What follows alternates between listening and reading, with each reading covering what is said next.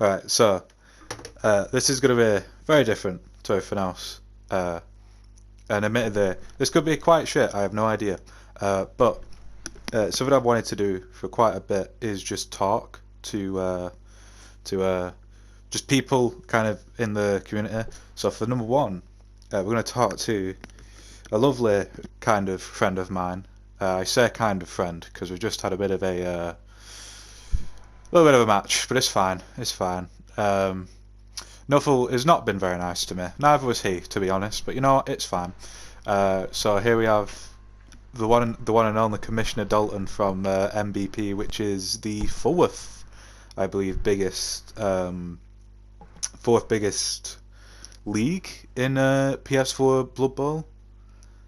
Yeah, we kind of swap back and forth between three or four, depending how many people are in the main league.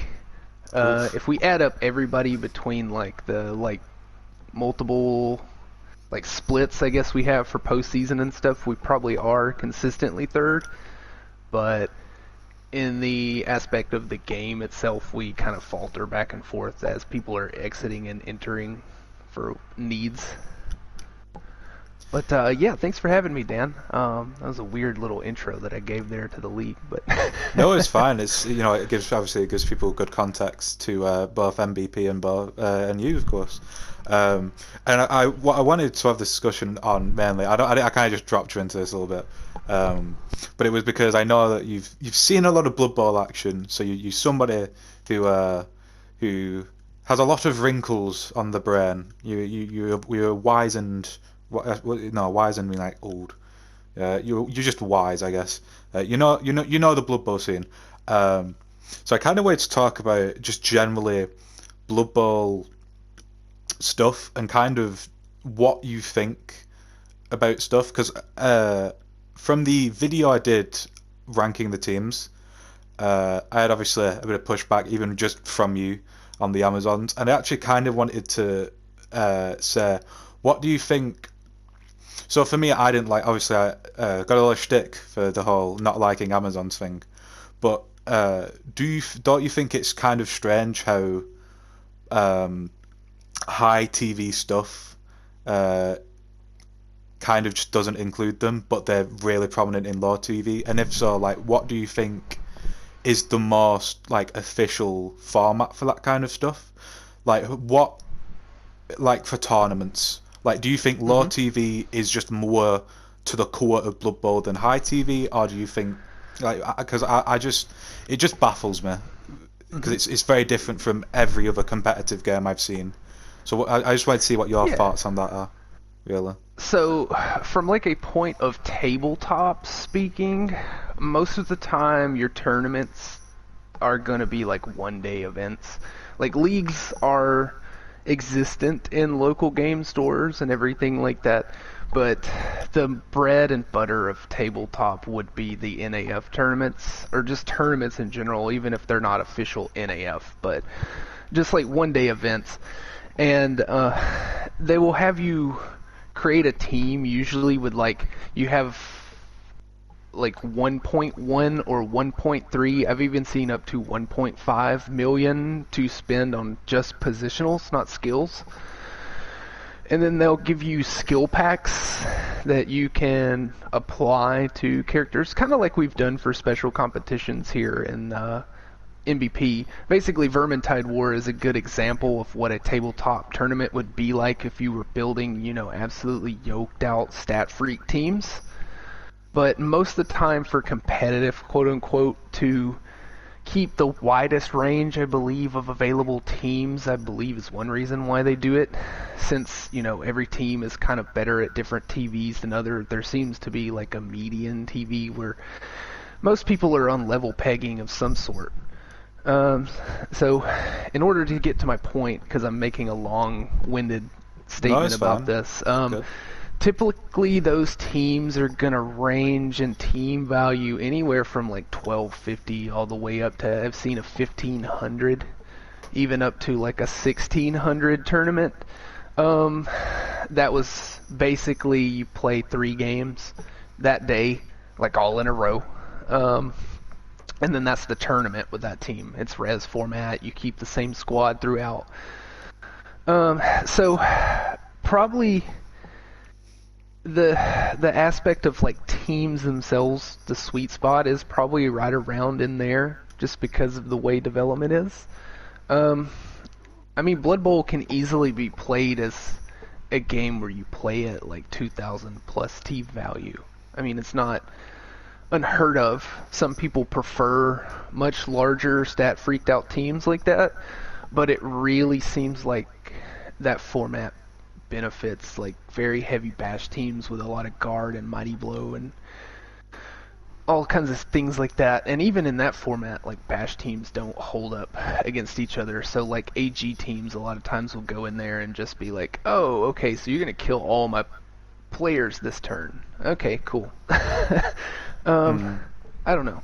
But yeah, it seems to be where like the most balance is right in that, like, kind of like in MVP how we do the 3-season cycle. It seems like the second season is like the most balanced in terms of where like everybody is quote unquote competitive. Of course that, you know, depends on the coach, but if we're doing like paper, like tier list metagaming, that's probably it. Like second and third really, because you have a lot of teams in a fresh like 1 through 8 games that are going to, you know, develop very slowly. The stealing the tabletop MVP rule really helps some of those teams, but you know, just one extra MVP like to a Black Orca game can help. But you know, when there's 3 other players there that it can potentially land on, they still don't develop quite as fast, but still much faster than random roll MVP. So like in 1 through 8, a lot of teams see their first 8 games as like a build. They have potential to be competitive, you know, if they're getting good matchups and, you know, getting good dice and good skill along the way. You can be competitive. It's not to say that just because you're playing Chaos Season 1 that you're not going to make finals. You know, it's not one of those situations. Are the odds against you of making finals? Yeah, because you start with not a lot of skills. But when Chaos starts developing and gets like a full 8 games in and even 16 in for like the second season, they can just get absolutely brutal. Yeah. Going into, you know, that long, you know, pretty much once you ever get like block on all the Chaos Warriors and guard too, and then sprinkle in Mighty Blow where you need it, they are getting nice and scary. And then, you know, you get some claw in there, have a kill piece. But yeah, like I know you mentioned Amazon, and I've gotten to Chaos here, but yeah, with the Amazon, the reason they kind of fall behind is they start off very strong because they get 4 blodgers. All the blitzers are block and dodge. Stat line is very average. They have the same stats: 6 move, 3 strength, 3 armor, or 3 agility, 7 armor. That's the whole team. So as you kind of get into these more developed situations with them all having dodge, you start seeing more tackle. Like teams later on are going to start taking more skills, maybe like grab or tackle, mighty blow, things like that are going to counter you more so than like fresh squads. Like, because if you're fresh Amazons, there's not, you know, dwarfs, chaos dwarfs, that's like the only thing you're really worried about super early, because they're the only guys that are going to have tackle like off the bat. So you have very favorable matchups if your armor holds strong, because you can use dodge.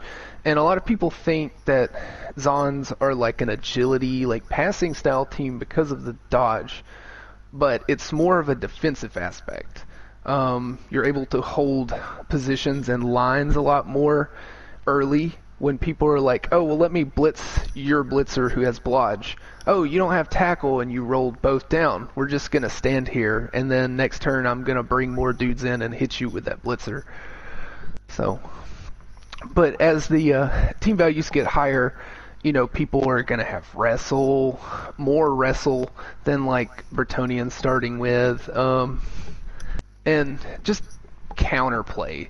Um, that's where Amazon start to fall off at those high T values, is they are countered by a lot more teams at that team value than at the lowers.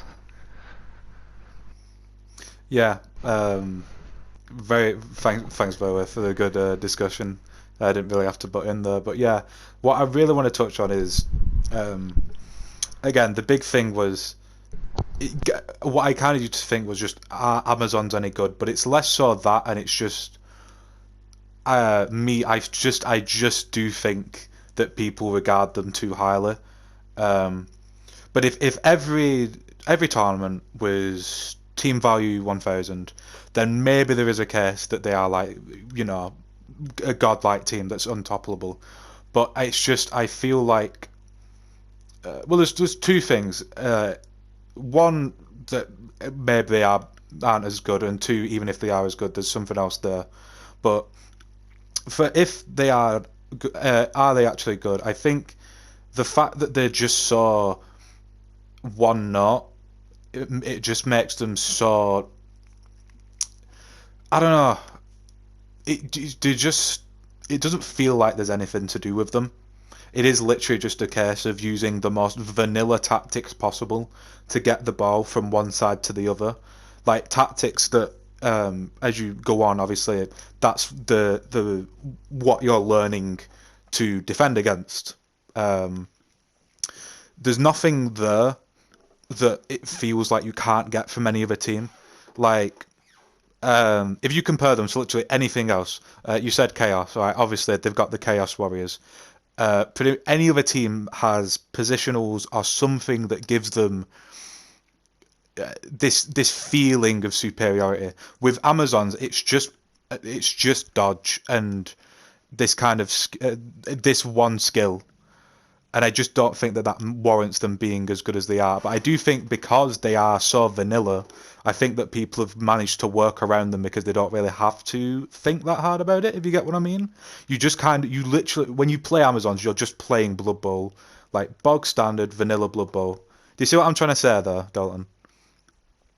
Yeah, I mean, I get the statement, but like the whole aspect of them, they're more than a team that just has dodge. Saying that they're one-dimensional because they have dodge is saying that, Norse are very one-dimensional just because they all have block. The beauty of like an Amazon team is they're kind of that like utility knife kind of character, or in like an RPG, like somebody who's rounded in multiple stats. Like I will agree that Amazon are very vanilla, quote unquote, when it comes to Blood Bowl, because you want to rely a lot on the cage. You want to get guard on all the blitzers like fast, at least 3, and maybe make a 4th one that's a killer. And so like they are very versatile in the fact that, quote unquote, versatile in the fact that you can essentially have a roster that the entire team is blodge. If you're putting like, or even like wrestle dodge, a lot of people will put wrestle on the linos as the second skill.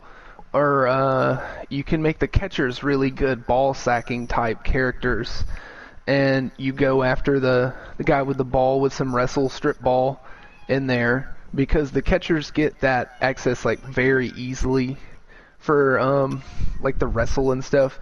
But then you also get your agility access on your catchers, which are very good at taking diving tackle. And since they already get like general access on top of that, you can, get some touchdowns on a catcher and get them tackle, get them diving tackle. And they can be nice little fun pieces that are going to give people a lot of trouble. You probably want to get block in there somewhere too.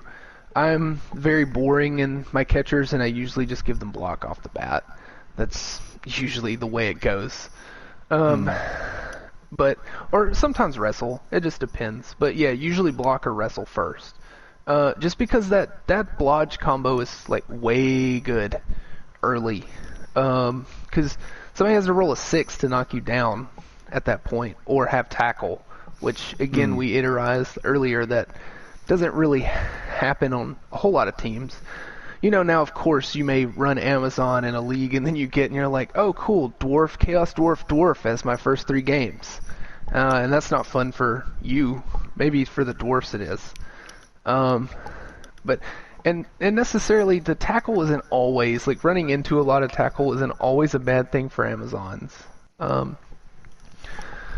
It's situational. Every team in a way is situational. We Yeah. could really take like every team and pick it apart here, like you kind of did on the tier list, and we can say like so and so is vanilla, but playing boring Blood Bowl is not necessarily a bad thing because statistically speaking, if you just go by statistics, of course, this game throws that out the window. But if you're playing as safe as possible, statistically speaking, you should be winning. And of course, we see that, oh, cool, this is 83% chance and I have a reroll. This is like guaranteed. Let me go make this GFI into the end zone to win the game. Oh, I failed it. I'll just reroll it. No worries. Oh, I failed it again. Huh. I guess we tie 2-2. Good game. Kind of thing. Or even worse, you do it for a loss when you're trying to tie the game or whatever. But, Yeah, but what when you touched on the Norse though, what I feel like gives them an edge is the fact that they don't have such a dead stat line. The stat line, of course, for Amazons is stagnant. It is literally the same across every positional, whereas the Norse they have the natter, which again, I think it's not. Is it the only positional kind of thing to have claw off the bat? I don't think it is. The but Yeti? It I has have to it, think. but I don't think it's the only one. But I know it has it, but I don't know it's the only one. But Yeah. but yeah, that, and of course that's pretty big. And again, on something that's not just strength free, it's above that, so it's pretty damn powerful. But that's what I think gives them the edge at what they do. But for Amazons, and especially, it's something I touched upon in the video. What you do in one match isn't how you should be rating a team, and I think that's why a lot of people get unnecessarily annoyed at certain teams. Like you may just be able to outright win a match, like statistically, with no problem with a team. As an agility team or as a low armor value team, but it's the game after that and the game after that and this attrition that you're going to not find in a league style. Amazons and like Skaven, teams like that, these low, not even just, they're not agility teams because as you touched upon, Amazons aren't really an agility team. They just have an agility tinge to a very vanilla style. They can do pretty much whatever they want, really. But there are creaky floor. Fuck that one creaky floorboard thrown off my entire train of thought. Fuck, what was I saying? Oh no, that's really bad. Fuck. Yeah, so these No, you said the armor Amazon value teams. Yeah, these low armor value teams. Fucking floorboard. These low armor value teams are very good for a couple of games, but they are going to sustain injuries that do royally fuck them up. And even not even just teams like that. I think it's I think maybe Nurgle or there's another team in that kind of range that doesn't have access to an apothecary, and it just ends up fucking you up because you can't really do you can't ensure that you have those star players alive, and that is of course why they fall apart at high team value, because the statistic of armor value is very, very important for making sure that your team keeps a high team value and you don't just lose all of your good players straight away. So again, that's what in the video I put as the expenses kind of thing. They're quite low, and again, they can win individual games fairly well, and again at low team value. At high team value, maybe not so much, but in low team value, they can win those games with very relative ease. But it's just the game after that and the game after that in league settings where they kind of get fucked up, if you get what I'm saying. So that is kind of the argument I'm getting. Yeah, I do, but like you can't really attribute attrition as like a reason behind like disliking a team, I would say, just because that's just up to chance. Of course, again, percentagely speaking in a term of percentages, yes, AV7 does tend to break a lot easier than AV9 or even AV10 on a tree, but it's also coming down to the dice, because there are several games where, people don't have Claw and Mighty Blow yet, and people are just taking skink blocks on like Chaos Warriors or big guys and getting kills. So it still attributes to the aspect of like it comes down to luck in a way and positioning for teams, because coaches who have a lot of experience with agility, non-bash, or fragile teams have got enough reps in that they are more inclined to strategies that will keep players alive more. Yes, 100%. And also, some teams are just completely don't care about attrition. Wood Elves, for instance. As long as you got your War Dancers and maybe a catcher and maybe a thrower, you have a team. There's been several people who play these Wood Elf teams in seasons, and you look and they have a total of 5 actual rostered players, and for like the last 4 games they've brought 4 journeymen or more to every single game, because they are able to use what I call expendable pieces in a very good manner. They use the ones that the team starts with, and then when they lose them, they just don't buy more because the game is giving you them for free every game. So a lot of people in these agility type situations, Skaven is another team that works on this strategy. Save your gutter runners, at least 3. You can use 1 as fodder because you probably always, as Skaven, have a gutter runner that has died at some point, and you're like, oh, well, here's this dude that's got 2 levels. The other guy was way cooler. So, like, let's just go, like, mark somebody with him real quick. But I digress. That's a tangent.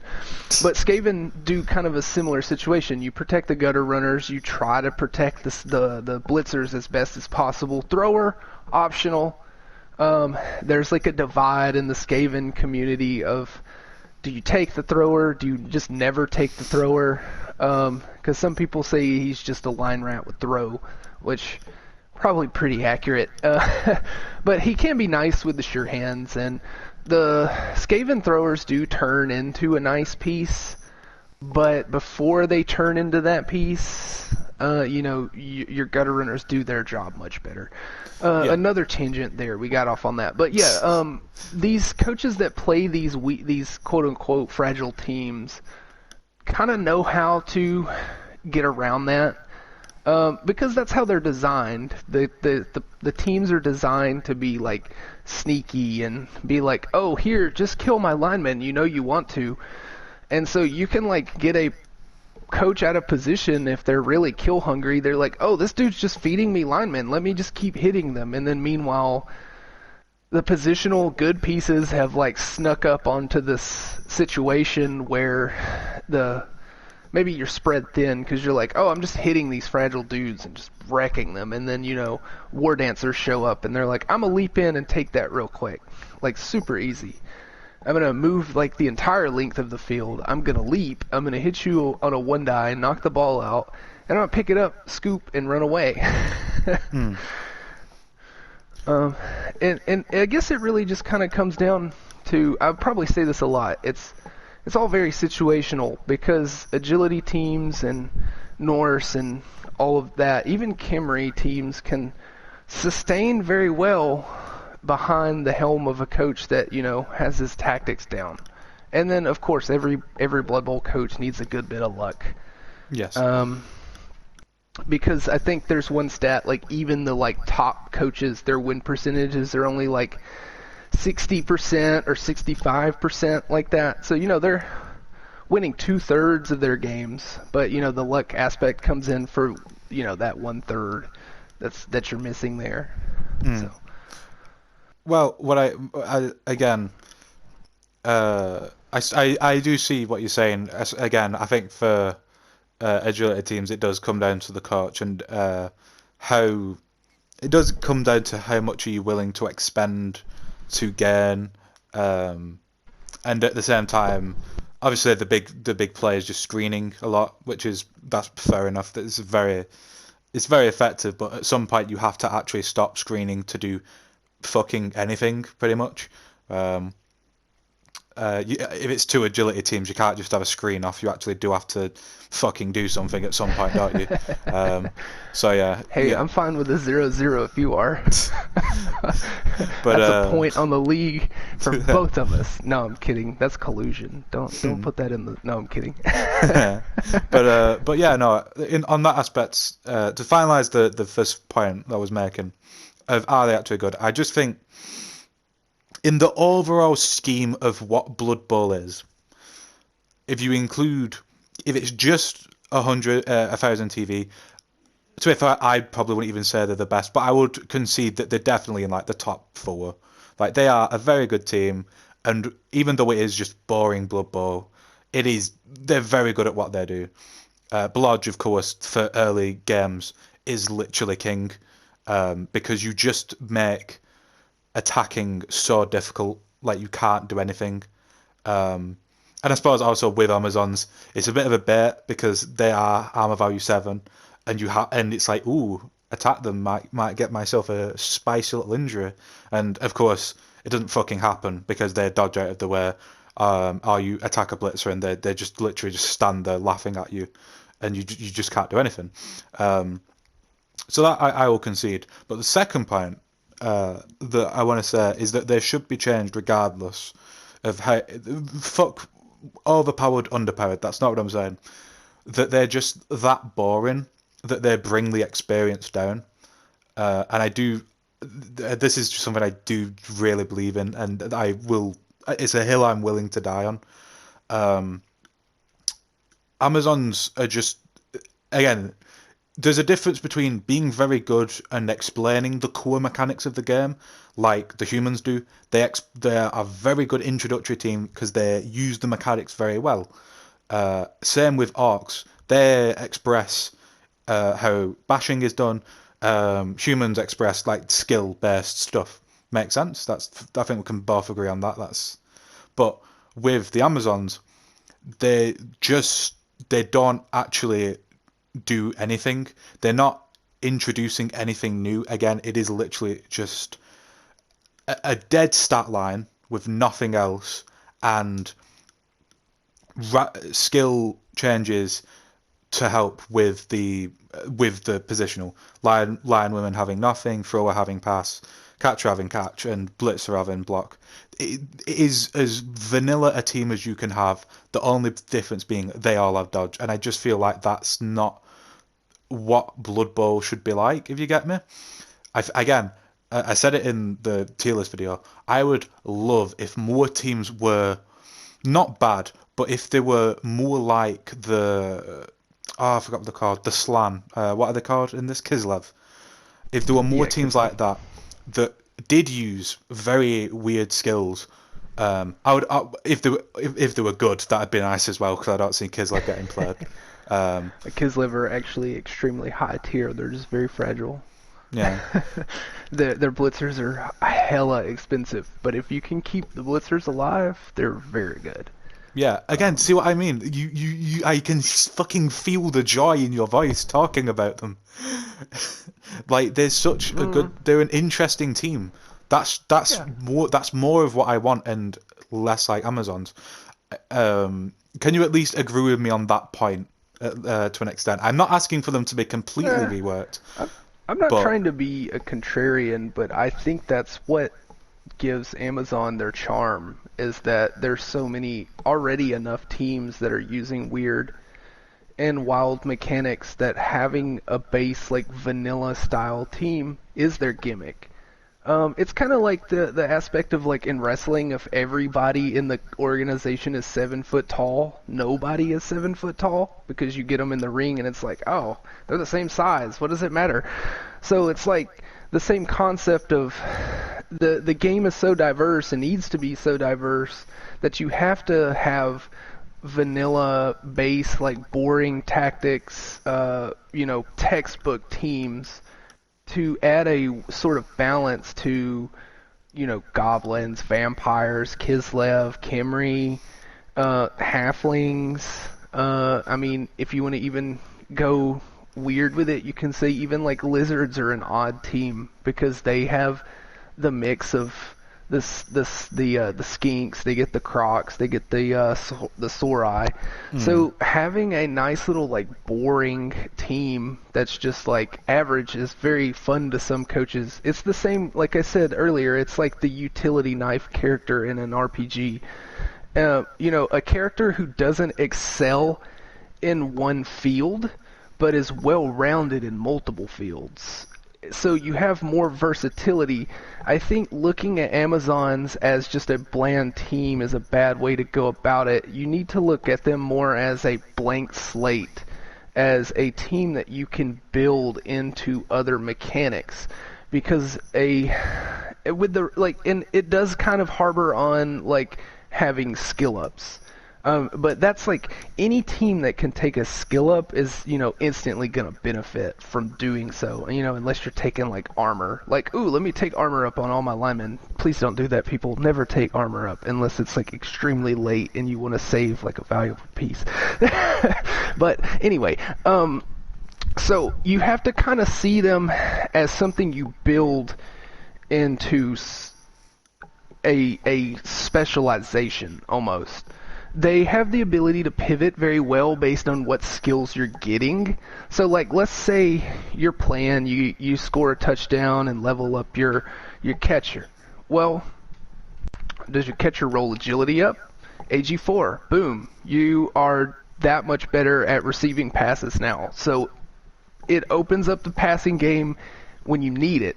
I wouldn't say as an AG3 or as a team that's mostly AG3 you want to lean into passing. That's one reason I feel that humans may not be the best team for a starting coach, because it may try to, I don't know, the game especially with the campaign seems to be really bad about like pushing people into a passing style game. Yes. Which there's nothing wrong with that. If you want to play passing, go for it. Have fun. But if you are wanting to be one of those statistic style players, you want to stray away from passing because it adds too many variables. You can you can fumble, you can throw an inaccurate pass, you can throw an inaccurate pass out of bounds that then scatters, and who knows where it goes because it can get thrown out of bounds, and end up completely other side of the field real quick. You can get the ball down and the person fails the catch and maybe they're near somebody. Well, then the ball can go to an opponent. So, like, there's too many variables if you're playing a statistic-style game, like some people do, quote-unquote, boring Blood Bowl. You get the ball, you cage up, you bash your way downfield, you walk into the end zone. That's just like the 2-1 grind. That's how the game is low-key kind of set up sometimes, if even a 1-1. To me, the game favors draws far more than it does, like, wins, because when you think about it, you both get 8 turns. A lot of times in games, you just see each team score on their turn, on their half, and then that's the game. And it's like, cool, 1-1, GG's. So, I've kind of got on a tangent here, but you have to see the Amazons more so as being versatile. That's why their stat line is so bad, well, quote-unquote bad, average, is because they're not trying to be special at anything. They're trying to be something you can build upon, which is again why I think they're very good at. So they start fresh. We've said that they're very good at fresh. But then also once you start getting skills, if they develop into the right direction, they can be a very menacing team at those mid team values just for the fact that maybe you got a blitzer that's got strength up now. So it's like, oh, okay, strength up, they're AG3, they can handle the ball kind of well, so if they're downfield and I need to get it to them in the pinch, that can work. Or maybe, again, the same instance of that AG4 catcher. Or maybe your thrower gets AG up. Maybe you have an AG up thrower, which completely, if you have AG4 thrower on Amazons, you can transition very well into like a passing situation. But yes, I will concede that Amazon's going like and being much better than they can be does depend on skill ups, but I honestly feel like that's just the meta itself currently in Blood Bowl. The meta, quote unquote, for the way the game is currently designed, really favors bash teams in a way. Just because, bashing seems to be a more efficient strategy than try to be an AG coach. And I don't know, just in general, like, again, the variables. Like, there's way too many variables with passing, and in the new tabletop edition, they've made it worse and made it even more costly to try to pass. So, I don't know. It's very one of those things, like, you can be a passing team, but you can also very, very easily transition into a good bash team.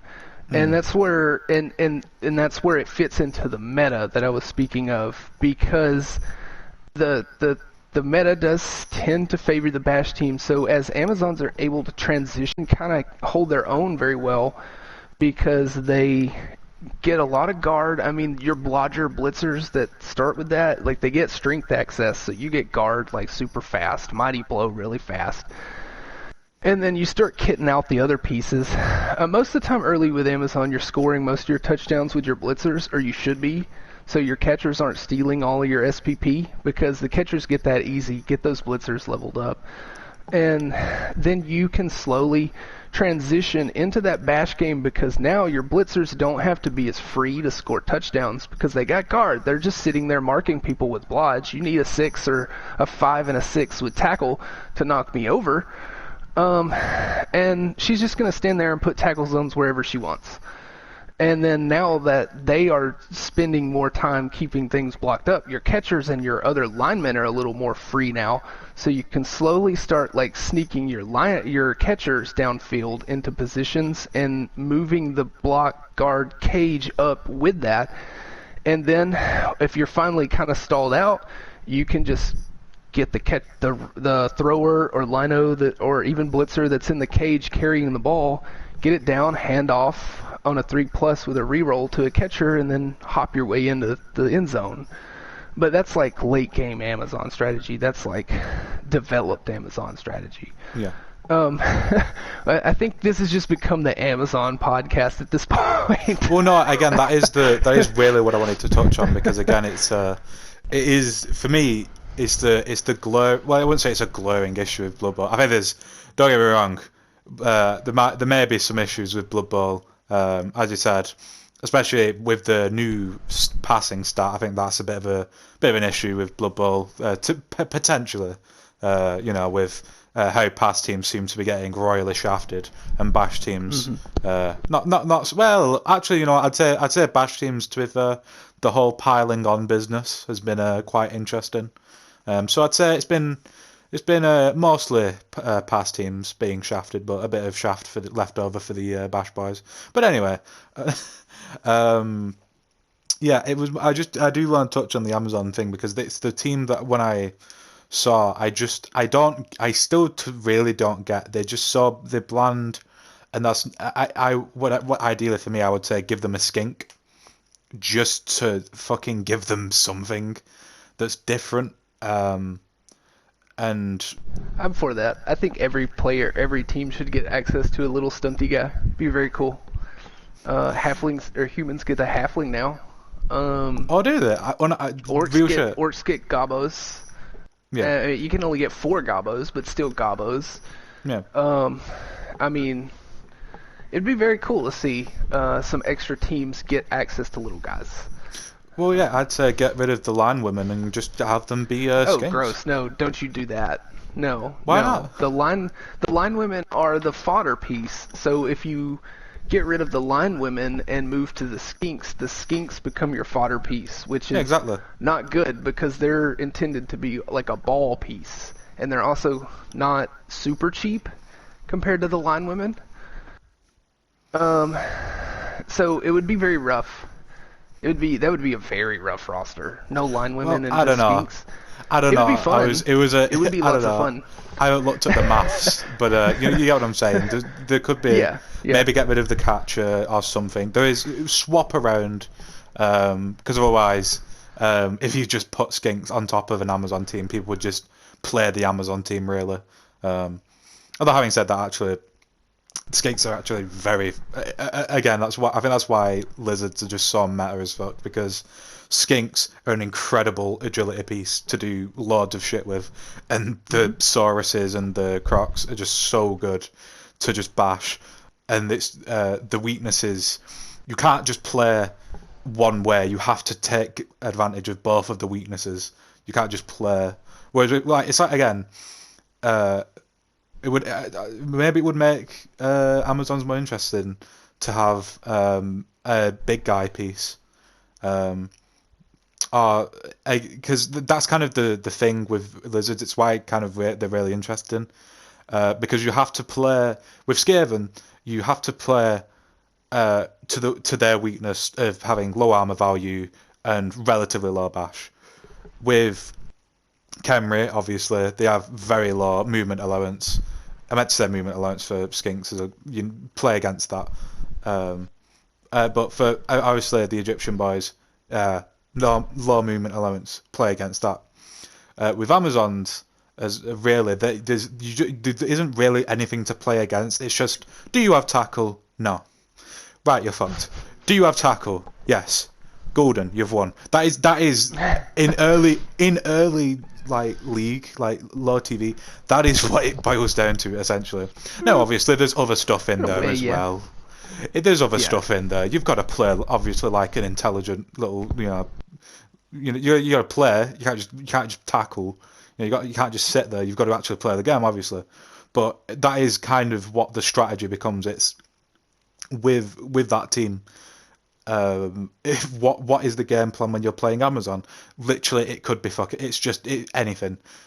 You can anything that's pretty much vanilla Blood Bowl. Go for passes, sure. Go for cages, sure. Try to be a little bit aggressive, yeah, you can do that. I mean, that's probably not the smartest, but again, because they have dodge, that is something they can get away with, and it is the fucking most annoying thing. Because they just dodge away, and it's like, well, okay, I guess I'll just fucking die now, and that's it. Like that is just what it boils down to. But yeah, to wrap this up very quickly, Amazons. I think I do think they're somewhat overrated, but I think that's also from coming from the outside of the Blood Bowl community to coming in. And I do believe they are good at low TV. Obviously, I think if anyone said they were bad at low TV, I think that's a bit dumb. But I think at low TV they are really good. But again, I do think they should be changed in some way, because they are just a very bog standard team that don't really. They don't represent what I want from Blood Bowl. They are literally, they are Play a different team. No, I don't know. That's not the mindset we need. Dalton. No, that's why there's like 20 something, 28, 24. whatever 24 teams. If No. you want to check out those fan-made teams, man, the Crabman team, the Simeon team. Oh man, I wish they would make. Sorry, this is a tangent, but I wish they would make the Simeon team real. It's a whole bunch of monkeys. They get gorillas that are like Chaos Warriors. But never mind that. Dalton. This is Amazon's. But anyway, look, yeah. You and your fucking monkeys. Right, anyway, right. That's pretty much just going to be it. Yeah, so, closing thoughts.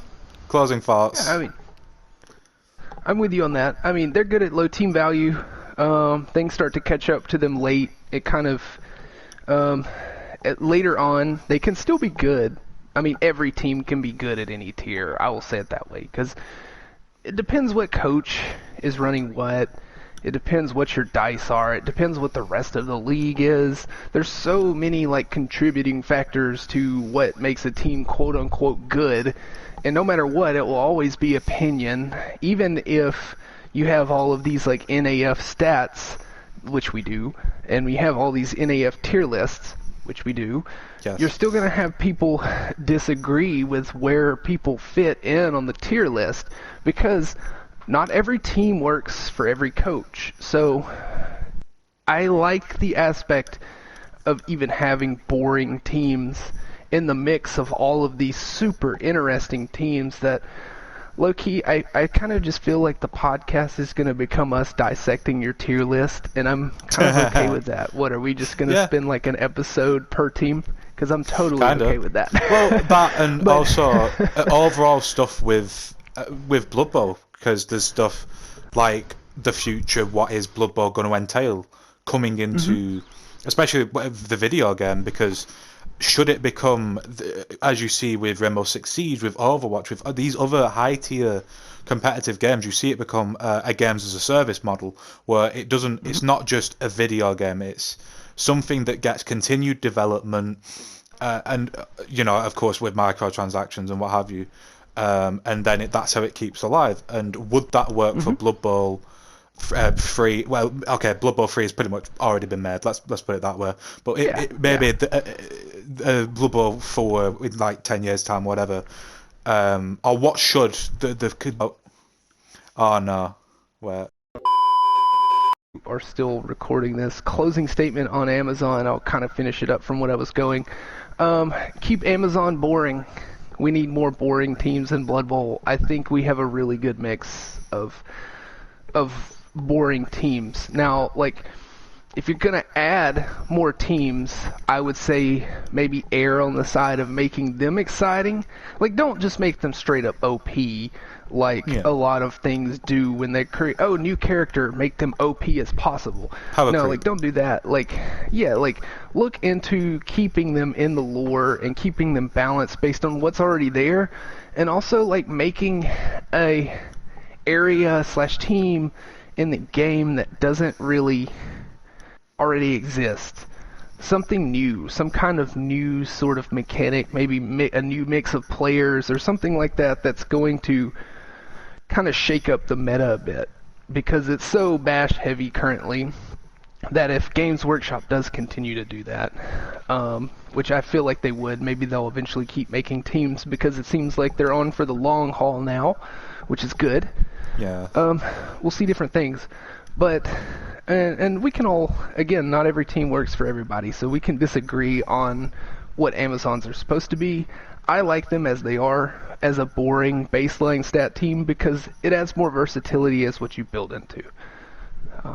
But if you don't like Amazons, I mean, there's 23 other teams to play. So maybe out of those teams, you may find something you like. Well, again, it's more the principle that it sets for other teams and stuff in the future. But yeah, I agree with that. That's perfectly fine. Right, now to make sure I didn't goof up the recording, and I suppose this is the end. I suppose I need an outro. No. Right, Dalton wanted a fucking outro, so here's the outro. Come on, Dalton. What have you got for us? Come on, dickhead. Alrighty, folks. Thank you for tuning in to this episode of the NBP-Pro podcast.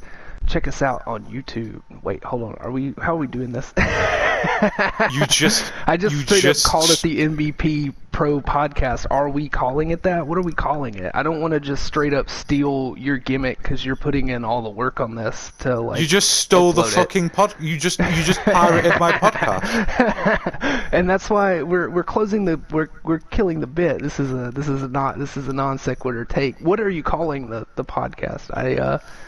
I was thinking, like, I don't know, literally just Amazon's good - a ramble with Daltmc. Oh, okay. Yeah, so we don't have an actual, we're just naming the episodes. Okay. Yeah, something like that. But yeah, thanks for pirating my fucking thing, you dick.